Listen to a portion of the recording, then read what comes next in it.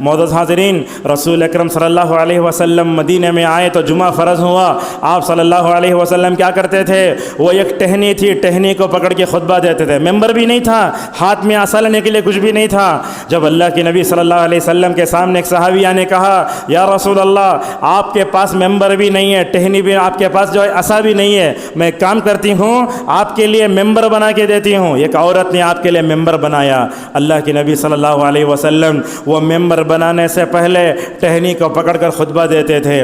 یہ دیکھیے، ٹہنی کو پکڑ کر خطبہ دیتے تھے۔ جب ممبر بنا، نبی کریم صلی اللہ علیہ وسلم اس ٹہنی کو ہاتھ نہیں لگایا۔ جب آپ وہاں کھڑے ہو کر خطبہ دے رہے ہیں تو ایسا تھا، اللہ کے نبی نے اس کو چھوڑا تو وہ ٹہنی آپ کے چھوڑنے کی وجہ سے رونے لگی۔ ایک ٹہنی روتی ہے رسول اللہ صلی اللہ علیہ وسلم کی محبت میں، بلکہ روایتوں میں آتا ہے چیخ کر رونے لگی۔ اور اللہ کے نبی تو ایسے تھے، دنیا کے ذرے ذرے کے لیے رحمت للعالمین بنا کر بھیجے گئے تھے۔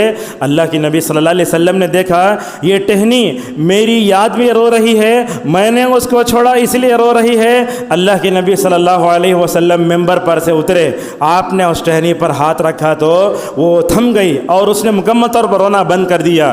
اللہ کے نبی صلی اللہ علیہ وسلم نے اس موقع سے کہا تھا، لوگوں، اصل میں بات یہ ہے، جب میں اس ٹہنی کو پکڑ کر خطبہ دیتا ہوں، قرآن پڑھتا ہوں، حدیث پڑھتا ہوں، اس کا اثر بھی ماشاءاللہ ٹہنی پر ہوتا ہے۔ جب اس نے قرآن سننا بند کر دیا، حدیث سننا بند کر دیا اور میرے ہاتھ کو اس نے محروم پایا، اس وجہ سے وہ رونے لگی۔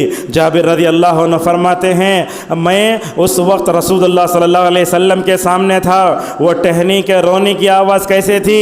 فرمایا جابر رضی اللہ عنہ نے، 10 ماہ کی حاملہ اوٹنی جیسے روتی ہے ویسے رونے لگی۔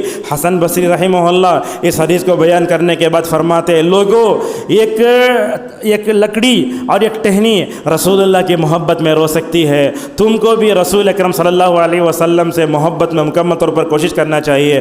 بعض روایتوں میں یہ الفاظ رلا دیتے ہیں، صحیح ابن ماجہ کی روایت ہے، مسند احمد وغیرہ میں ہے، اللہ کے نبی صلی اللہ علیہ وسلم نے فرمایا، اگر میں اسے اپنے گلے سے نہ لگاتا، اگر میں اس کے جو ٹہنی پر ہاتھ نہ رکھتا، یہ قیامت تک روتی۔ اللہ اکبر۔ تو اس سے معلوم ہوتا ہے نبی کریم صلی اللہ علیہ وسلم کا اثر جمادات پر ہوتا تھا۔ آپ نے ایک موقع پر فرمایا تھا، میں مکے میں ایسے پتھر کو بھی جانتا ہوں جو نبی بننے سے پہلے مجھے سلام کیا کرتا تھا۔